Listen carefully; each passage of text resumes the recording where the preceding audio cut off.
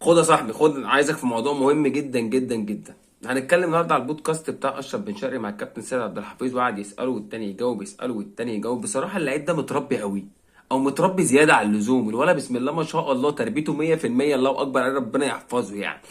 شفنا البودكاست والراجل بيقول لك لا انا ما بحبش اخسر حد. انك تخسر حد دي حاجه سهله، بانك تكسب جمهور دي حاجه صعبه جدا. الراجل بيتكلم كلام منطقي وكلام مظبوط جدا جدا، وبيدي مثال لاي لعيب عاوز تروح من الاهلي للزمالك، من الزمالك للاهلي، ممكن تعمل كده بكل سهوله والجمهور ما يكرهكش.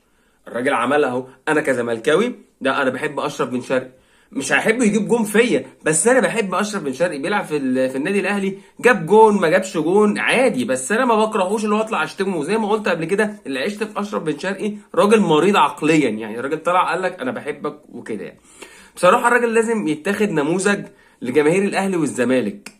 هو ده يا جماعه اللعيب المحترم اللي كلنا لازم نشجعه معاه ووراه، مش زي اللعيبه التانيه بقى، اللعيبه اللي بتطلع تعمل ني ني ني ني ويجيب بالونه ويفرقعها عشان يكسب الترند، عشان الاعلام الفاسد المصري. بصراحه الاعلام الكروي اللي عندنا اعلام فاسد، مفيش حد بيقول الحقيقه.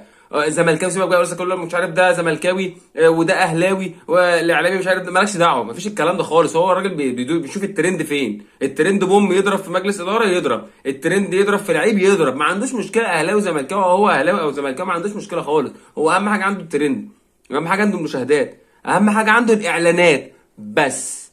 فيا ريتنا كلنا ناخد اشرف بن شرقي نموذج. اي لعيب عاوز يروح من هنا لهنا عادي هتروح يا باشا، وبكل ادب وبكل احترام. تحترم الجمهور ده والجمهور هيحترمك، ولا هيشتمك في الملعب ولا هيأثر عليك. وبصراحه الراجل عمل حاجه مميزه جدا يا جماعه. يا راجل، ما حدش بيكرهه. الراجل في الملعب ما حدش هيزوم عليه، ما حدش هيقول لي اشرف يا فلان. خلاص الراجل يعني ضرب 10 عصافير بحجر واحد.